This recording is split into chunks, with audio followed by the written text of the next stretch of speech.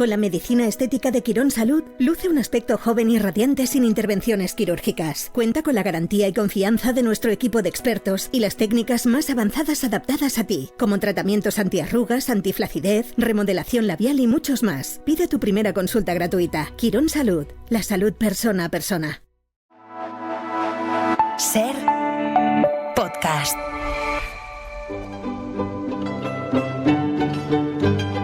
En La Ventana acontece, que no es poco, un relato personal de la historia, con Nieves con Costrina, Cadena Ser.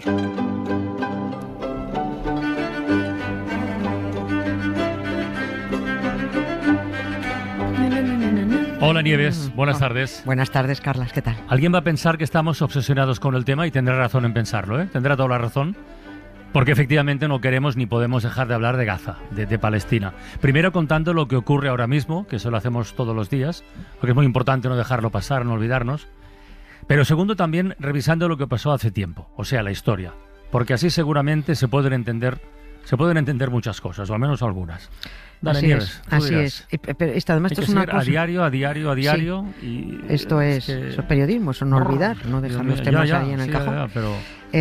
yo, la verdad es que esto es una cosa que tenemos pendiente desde hace mucho. Ya ni me acuerdo del tiempo que hace que dejé unas miguitas diplomáticas para hablar de dos hombres, los dos suecos, que pagaron muy caro su compromiso político y de paz. Uno fue Dag Hammarskjöld, que fue secretario general de la ONU entre 1953 y 1961. Recomiendo la película sobre su vida, que está en Filmin. ¿Sí? ¿En Filmin? Sí, de verdad, se llama así la película Hammarskjöld. Creo que se llama El precio de la paz o algo así. Bueno, pues a este hombre lo asesinaron, aunque hicieron que pareciera un accidente, porque Hammarskjöld se tomó muy en serio su trabajo y se empeñó en que la ONU tenía que implicarse activamente en imponer la paz en el mundo y plantar cara a los que buscaban guerra. No solo discursos y venga discurso. No, decía no, hay que hacer cosas. A los intereses mineros europeos en el Congo, por ejemplo, no le venía bien este tipo que buscaba imponer la paz. Pero hoy no toca él, hoy vamos con otro sueco, que se llamaba Folke Bernadotte. Y el 20 de mayo de 1948 aceptó una misión mediadora en Palestina porque los judíos acababan de liarla muy parda. Hacía solo 6 días que Ben Gurión había proclamado el Estado de Israel antes de lo acordado, y había comenzado una expulsión salvaje de palestinos, pero vamos, en 24 horas. Este diplomático sueco tenía una hoja de vida repleta de bondades, y por eso fue a Palestina a intentar poner paz. Los israelíes le dijeron, no vengas, que lo mismo te matamos. Pero Bernadotte fue, y lo mataron. El Estado de Israel, con todos sus israelíes judíos y no judíos dentro, es un Estado asesino desde el mismo día de su proclamación. Y que dejen de lloriquear tanto con el antisemitismo, que si son insoportables es porque son genocidas y terroristas.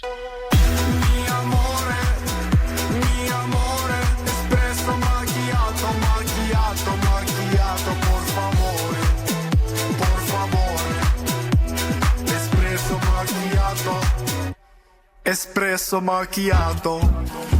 Vamos a conocer primero a este hombre, a Folke Bernadotte. El apellido es también el de la familia real sueca, que no sé si tendría algo que ver con ella. Sí, los Bernadotte, esto sí tenía que ver. Era aristócrata este hombre. Sí, este era aristócrata, era conde, el conde Bernadotte, el conde Folke Bernadotte, y era miembro de la familia real, era sobrino del rey de Suecia y también nieto de otro rey de Suecia. Todos se llaman Bernadotte, porque para esto... Pero eso suena más a francés, sí, ¿no? es que es Bernadotte, para que no lo sepa, la actual familia real sueca se hacen los suecos, pero son franceses. Bernadotte es un apellido francés, es una dinastía muy reciente que se inauguró en el siglo XVIII. La inauguró Napoleón Bonaparte, encajando en el trono a uno de sus generales que se llamaba Jean-Baptiste Bernadotte, al que este tipo acabó coronado como Carlos XIV de Suecia. A mí me hace gracia porque tenía nombre de chofer o de mayordomo de Castillo Francia. Jean-Baptiste Tremonté, pues eso me suena. En realidad fue el gobierno de Suecia, en un intento de llevarse bien con el Bonaparte en aquella época en que el Bonaparte estaba invadiéndolo todo, y el gobierno de Suecia aceptó que Napoleón colocara a uno de sus generales como sucesor del rey que tenían, entre otras cosas porque Carlos XIII estaba muy cascado y no tenía descendencia. Y de aquel general napoleónico viene el actual rey de Suecia, que también se apellida Bernadotte. Al francés, al que abrió esta dinastía, al francés se le recuerda como un buen rey sueco, pero una leyenda urbana dice que cuando murió se le descubrió un tatuaje que se hizo, claro, en plena Revolución Francesa, cuando era republicano, y que decía muerte a los reyes. La vida está llena de contradicciones. No sé si sería cierto. Oye, ¿quién le encargó a este hombre la misión de poner paz en Palestina? Sería la ONU, me imagino, ¿no? Claro, era la ONU.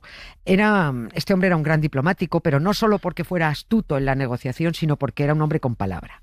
Menos con los nazis, que a esos los supo trampear muy bien. Consiguió una entrevista con Himmler para negociar la liberación de prisioneros escandinavos. Y Bernadotte, que era vicepresidente de la Cruz Roja Sueca, acabó sacando a 21.000 personas, no todas escandinavas, de los campos de concentración nazis. Entre ellas, paradójicamente, a unos 7.000 judíos.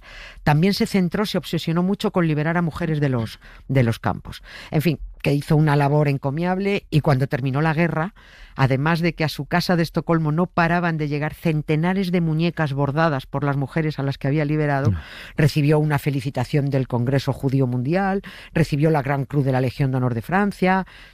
Aquí las condecoraciones se las damos a las hijas del rey, por el gran mérito de haber llegado vivas a los 18 años, sin haber roto nada.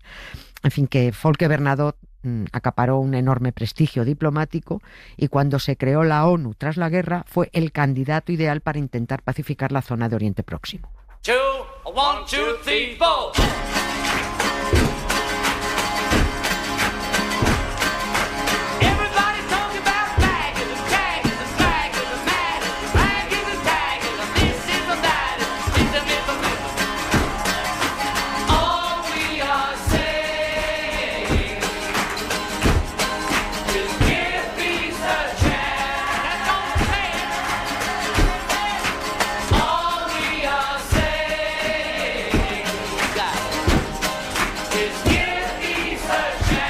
Claro, estaba pensando que la ONU le pide que intente pacificar la zona.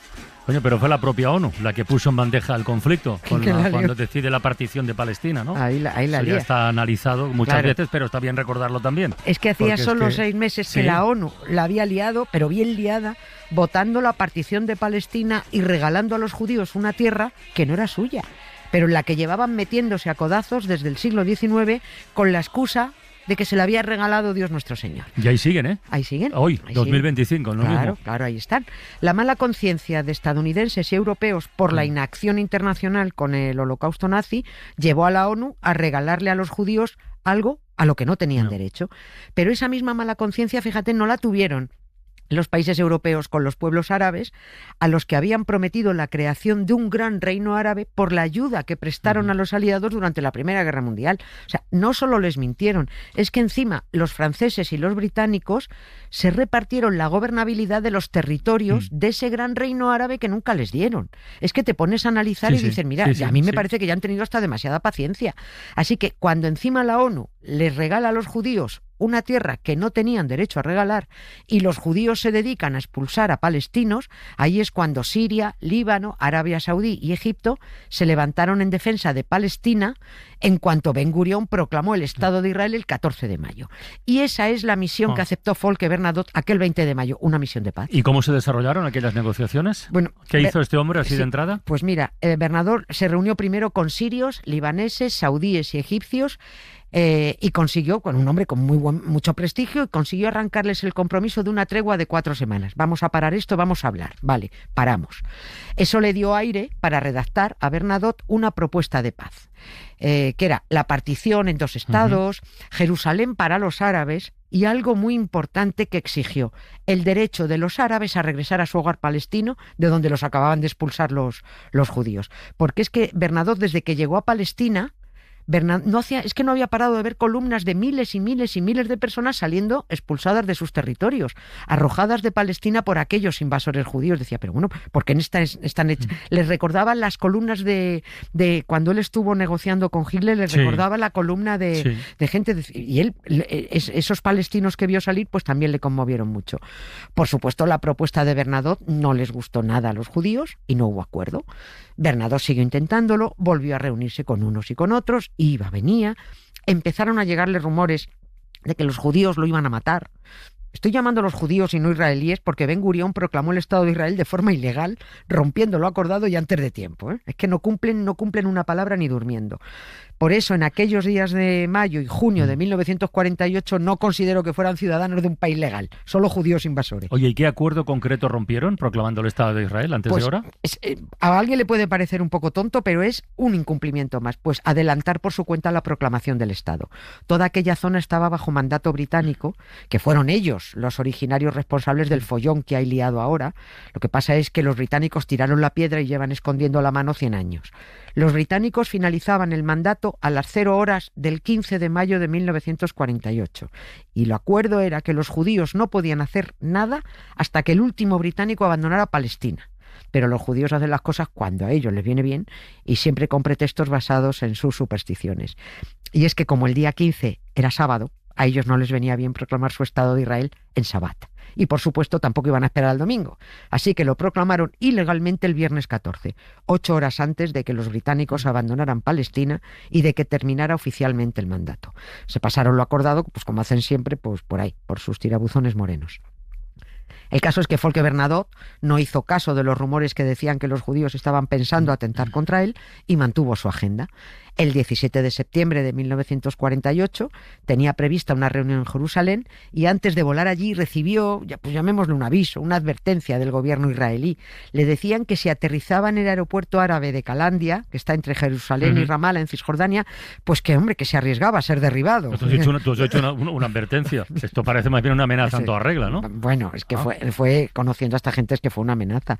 Pero el diplomático no se arredró. Su misión era conseguir la paz en la zona y estaba dispuesto a no parar. Su avión aterrizó sin incidentes en el aeropuerto de Calandia, llegó a Jerusalén. Los judíos le recibieron con pancartas que decían: Estocolmo es tuyo, Jerusalén es nuestro, trabajas en vano. Ese fue el recibimiento. En Jerusalén se reunió Bernadotte con varios miembros de la ONU y hasta con una mujer judía de las que consiguió salvar en 1945. Y a la vuelta hacia el hotel, en coches de la ONU, perfectamente identificados, un jeep militar israelí les cerró el paso. De allí se bajaron terroristas del grupo Lehi y ametrallaron al mediador Folke Bernadotte, que iba acompañado por un héroe de guerra francés, al que también dejaron en el sitio. Por supuesto, los israelíes hicieron algunas detenciones, condenaron el atentado diciendo más o menos: cachi, qué mala suerte, qué barbaridad, cuánto lo sentimos. Nunca facilitaron los nombres de los asesinos materiales que supuestamente habían detenido. Luego concedieron una amnistía para que todos salieran libres. Y fíjate que años después, el cerebro del atentado, el líder del grupo Lehi, llegó a primer ministro israelí. ¿Quién era? Yihad Shamir. Anda. Ese señor.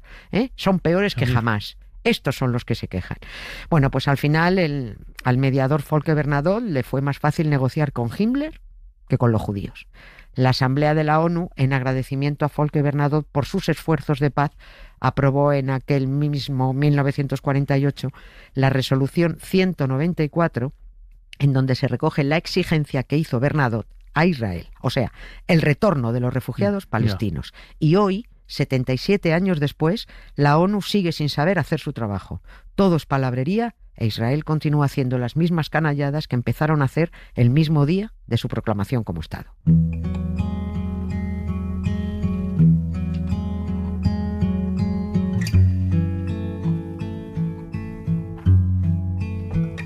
Soporté las cosas que nadie soporta, la pena del que a nadie importa, y todavía sigo en pie. Pues hemos empezado bien la semana. Pues es que pero es lo que hay. Nunca es triste la verdad, que dice el amigo Serrat. Es lo que hay. Mañana más, Nieves. Venga, Un gracias, beso, Carla. chao. Un beso. Artillería. Para no perderte ningún episodio, síguenos en la aplicación o la web de la SER, Podium Podcast o tu plataforma de audio favorita. Y todavía sigo en pie. No puedo hacer una canción de paz si no me puedo ni mover. No puedo hacer una canción de paz si no me puedo ni mover. Soporté el miedo atroz entre las mantas, que todos me dieran la espalda. Y todavía sigo en pie.